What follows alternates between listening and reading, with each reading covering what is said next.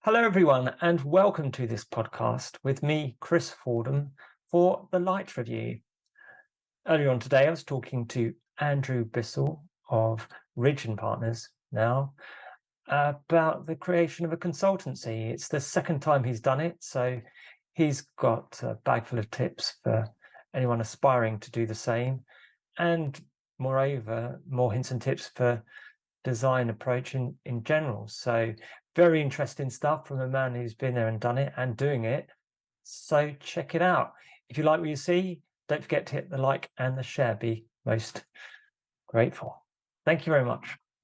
Welcome, Andrew, and thanks very much for fitting us into your what must be a very busy schedule. Now you're at Ridge and Partners. So much interesting stuff to talk about, right? Yeah, sure. Busy as well, being president of SLL. It's yeah, Isn't it? don't move jobs during your presidential year. There's No. some immediate advice. Yeah.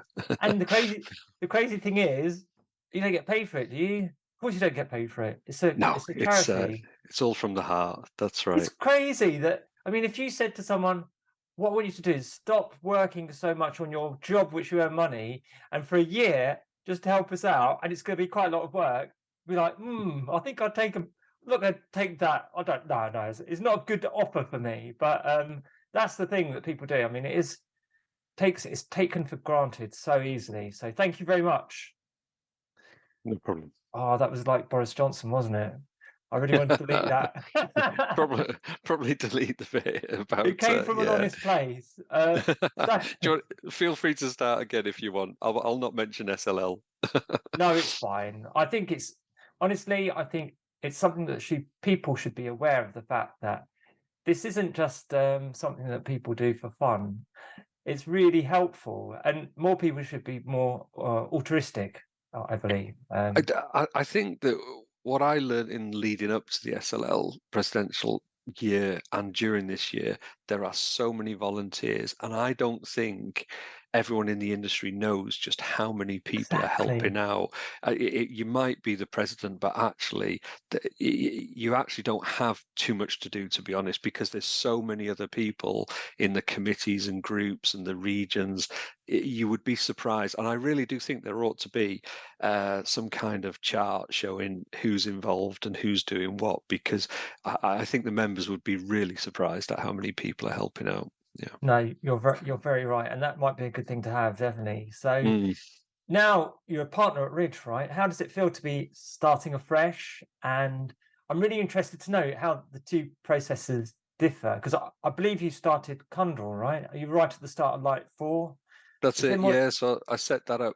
I moved there back in 2006 to set that up. So did pretty much 16 years there, and then decided to move to Ridge and start that up, a lighting team there. Slightly different.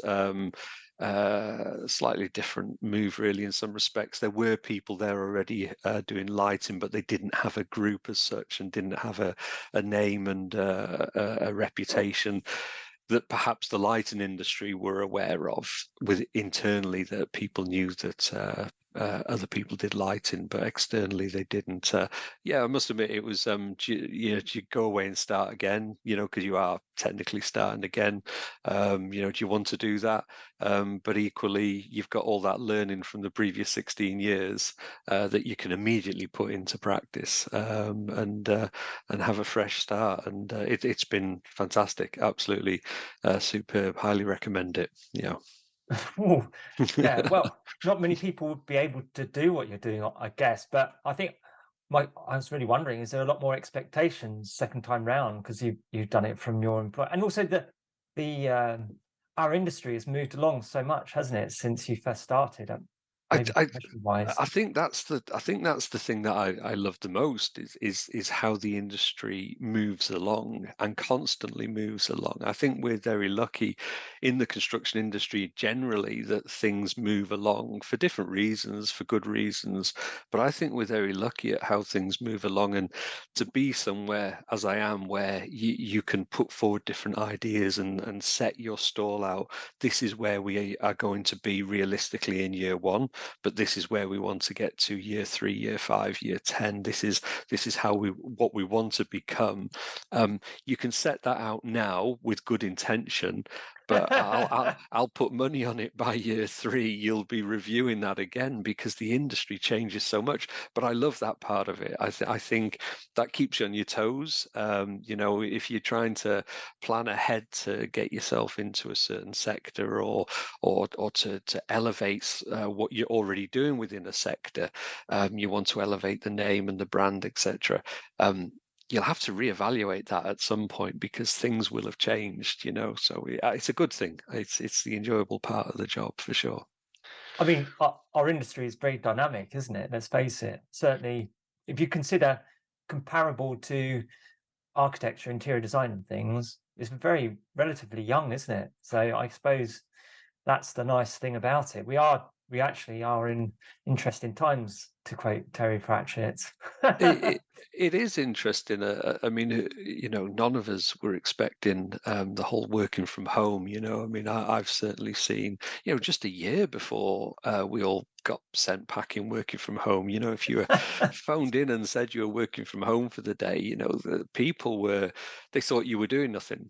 Some people would comment that you were doing nothing. Only And those ones that had never worked from home before. That's or had trust issues, or trust something, issues, yes. if they didn't see you, they didn't think you were working. The old-fashioned management, those types of people who should have long gone. But you certainly would have had people questioning you. And of course, once everyone started doing it and it worked, well, suddenly now the office environment, the sort of who's in and when, and does it matter if they are or they're not, And I actually I feel everyone learned to communicate better.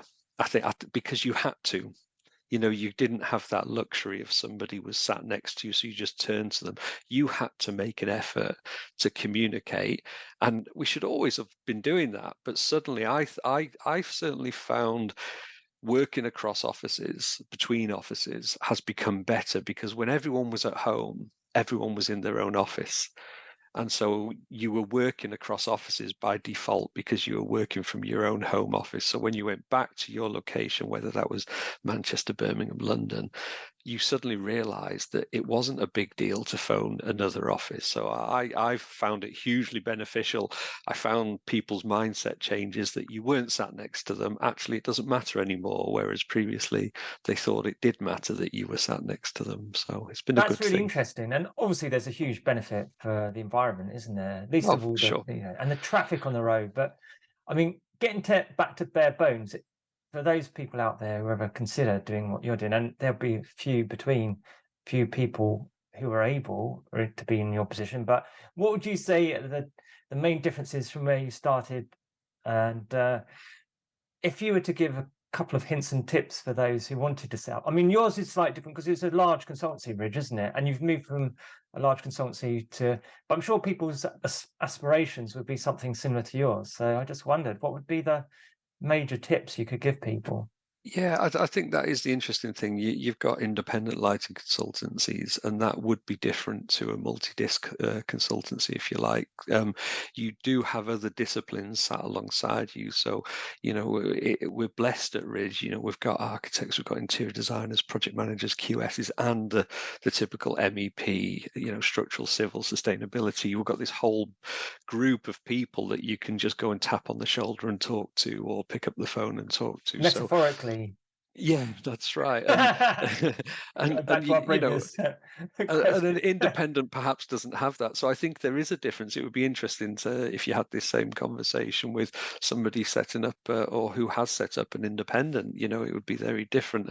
I mean, coming back to tips. I mean, you're setting up a business at the end of the day, so the obvious thing is a business plan, and the thing with the business plan is that you've researched it. That's the key.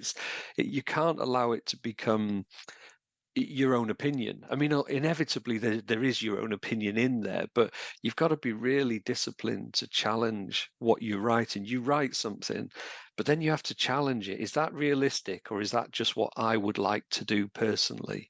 If we all sat down and said, what do I like doing every day? It might sound and look good, but it might not actually build you a profitable business, you know?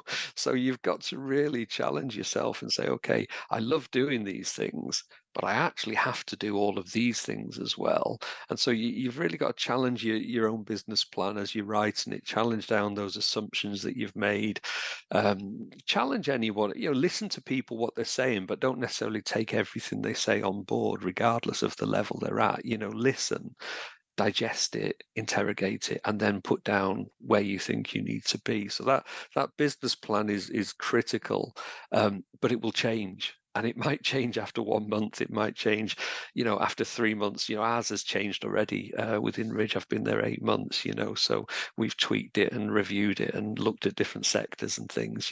So I think that's an important part. But I think the most important part, and it's going to be really obvious, it's people. That is such an obvious thing, and it's part of that is, are your clients, who do you know, who do you want to know, who do you want, and how do you go about getting to know those people? For us in a multi-dis, you've got internal clients, so to speak. They're actually colleagues, but they're clients, but actually they're colleagues, so you've got to get to talk to them, find out what they need from you and how you can help them. But they are colleagues, so they're going to be looking out for you anyway. So that's a blessing of being part of a multi-dis. But more than the clients, actually, your own team, they are the biggest part of whether you are successful or not, and having people who, I think we're lucky in the lighting industry. I don't come across many, if any, who aren't passionate about lighting, because you find yourself in lighting because you're passionate about it. So the passion for lighting is there. But then you get to another level about, are they passionate about what they do now and they're happy and they're settled and that's it? Well, actually, that can be a problem, because you need people who are passionate about what's coming next and next and next. You need people who are passionate about constantly learning, constantly changing, constantly evolving, and looking at the next thing. But to do that, you also then need people who don't just care that the job went out the door, but they care about how good it was when it went out the door, and they care about every last detail. And if you get those people who are passionate and they care desperately, you'll have happy clients. And if you've got happy clients, you're going to get more work. So you can have your business plan, you can shape it however you want, but you need good people, and you need people who desperately care. Probably That's far too much in one no, go. that's there's a few things you said there that I picked up on, and because as designers, I think we really try and focus on the design side, don't we? And probably the business side of it is a little bit foreign to us. And obviously, it's like that itch that you can't scratch, because you want to itch it, be like, "Ah, do I have to? I just want to design." And that is going to lead to my other question, which was, I had friends in the industry who, we all start off at the bottom and work our way up, hopefully. But many people just say, look, I'm quite happy doing what I'm doing. Do I have to want to know? Do I have to aspire to be a director or a manager or something? Because generally, we're happy with what we're doing quite often. And do you find, as in your position, you long sometimes for that time where you can just sit down and do a design? Because that is a lovely aspect of our work, isn't it? It is. I think that's where it's about finding the balance. I do think the industry as a whole, and construction industry, and maybe every industry as a whole, needs to change. That having a, and there are some companies out there who do this, so it's not new, but a technical director is as valuable as the business director. You should be able to go right to the top of the tree in terms of title and salary, whether you take, in my opinion, whether you take a technical route or a business route, if you like. This idea of you should be able to do it all. Things are so complex now. We know as lighting, just to try and stay on top of all the new things that are happening, the new guides, the standards, the new ways of thinking, new designs, stay on top of all the designs. There's a lot to do. Can you do that genuinely if you're also trying to run a business and make sure the invoices are done, make sure the contracts are signed, can you do all of that? And different things make different people tick. So in my view, you shouldn't have to stop designing, slide across to management in order to move up. You should just be able to carry on moving up. And there are companies who do that. We certainly have technical associate roles where you can do that, so you're not having to start managing the team. So I think it's important. From my point of view, I make sure I have the time to do some design because I don't want to ever not do the designer. If you look, for That's example, a at great answer.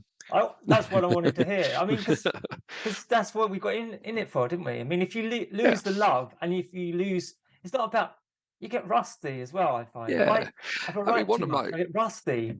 yeah, well, one of my most enjoyable ones in the last year was the last probably 2 years actually, because COVID held things up. Was you look at the Vivid Sydney 27 sculpture, and we'd all had this idea as a team that we ought to do something related to COVID, but not an obvious COVID molecule.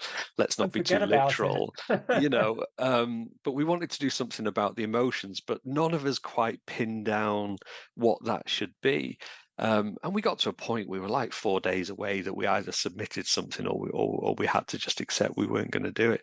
One of the most enjoyable things I did, I just went home and said, right, I want to learn some new skills. I want to learn Rhino, Grasshopper. I want to dig into some maths and see Ouch. if you can use some maths to create design. Can you use digital tools to create something beautiful and designed? And out of it came these Veroni sort of algorithm seed cylinders, which used ASCII code letters from keyboards as the seed number, and we ended up with these beautiful cylinders that spelled different things. I went back in on the Monday chuffed to pieces with myself saying, have a look at this, but it was about, I mean, shouldn't necessarily have to do it at the weekend, should have been able to find time during the week. But yeah, you've got to have that, you've got to stay in touch. And the great thing there is you're then aware what that software can do. So when you're then with a client talking about other projects, in your mind, well, if I could do that in a weekend, someone who actually knows what they're doing could probably do a lot more.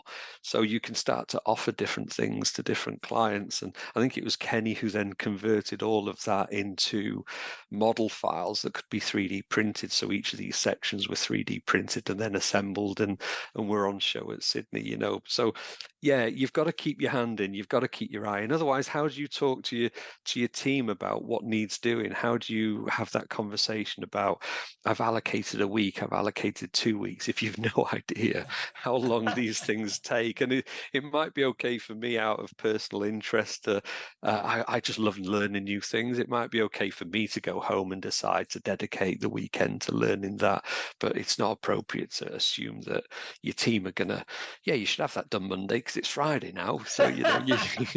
that's not the way to go. It's a lot easier when you're in a large consultancy, I've got to say. There's when you work for yourself or in a small consultancy, those questions, they often come up. And I mean, it's not like you're on the breadline or anything, but it certainly helps if you can devote a bit of weekend time. But it shouldn't be the norm, that's for sure. That's for sure. That's the balance to strike, isn't it? Making sure that you do get peaks and troughs. It can't be helped. A client needs something, they need it. And it might be driven by a contract, might be driven by funding. They haven't deliberately phoned you and said, "Sorry about this. The You would deadline's not hope. 4 weeks. You would It's two hope. weeks." Yeah, that's right.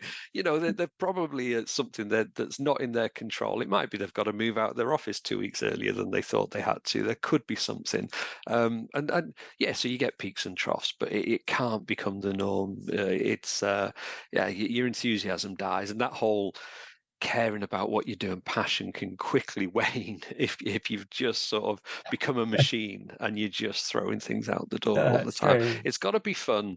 It's got to be enjoyable. You're going to have projects where it's easy for you to do, and so therefore it's quite hard to be motivated because it's a process and it's easy. But you balance that with those, the Vivid Sydney things and the other sculptures or the Dark Award sculpture one-offs that you do. You balance it with the more interesting jobs, so it's a balance. You can't just have all of the process ones. That would drive you I mad. do hope you have some fantastic photos of those now you've mentioned it, because that would be great to have I think there's some floating around on the web. I think a photographer took some pictures. I didn't get there to see it, but I think a photographer took some pictures. Yeah. So for my final question, I was wondering about this the other day, and I'm not sure if it's even a thing, but you could see architects, product designers, whatever, they have a style, and you can almost see that style through their products and through their architecture. Can you say the same for lighting? Could you say that Ridge, your work at Ridge, you can see your stamp, your mark, as it were, compared to Light 4? Is that something that... It's interesting that because the jobs you do, the projects you work on, you will have an architect, you'll have an interior designer, you'll have a client. So the style of the project you're working on has already had a couple of people input into that. So Muddy in can water, maybe. can you ever have a single style as a lighting design practice? I'm not sure. But what I would say, and something that I stand by, is we have a process for how we go through what we do. We have, and in fact, we had a great process. I won't say what the project is, but we had a great process on a project recently, and then we presented to the client, myself and Cecilia, on Tuesday, and the client loved it, absolutely loved it, and it was a real reward for everybody who had inputted to that process. But it was the process that got us that response. And so will the output of that, if that goes ahead, will you look at that and go, that must be Ridge? Probably not. But actually what you will look at is go, Ridge have really nailed what the client needs. And That's cool. that's maybe our brand. We've nailed what the client needs because of our process. And I think lighting does cross that divide between the two elements, doesn't it? The elements, the art and the more mundane things. But I mean, the processes really interest me as well. It's almost like I get a little bit of dopamine hit when I finish it. I go, that was nice. I finished that chart, that list that I did, and I can cross it like the list that you can cross off. Aren't we weird as humans? I hope animals don't have similar processes. Yeah, but a process isn't necessarily. I think process can sound a bit like a machine process. It is. That's very automated. You must get the same answer at the end of it. No, Yeah, you never get the it's same not. answer. It's just simply we will do the following things in the following order because it's our way of checking as we're going that we Yes, have actually done absolutely. the right thing. That's all we're doing. We're checking we've done the right. Have we done this first? Because if you don't do this first, everything else is a waste of time. You're It's making it so up as you true. go along. So it sounds boring, but it actually gets you a better end product, and the end product is what gives you the buzz. So for me, following that process and having people who follow that process is really key. If you've suddenly got someone drifting off and what have you, that it can become difficult to manage. It becomes difficult, and sometimes a bit of sort of flying by the seat of your pants can bring good results, but if it's every job every time, it tends not to.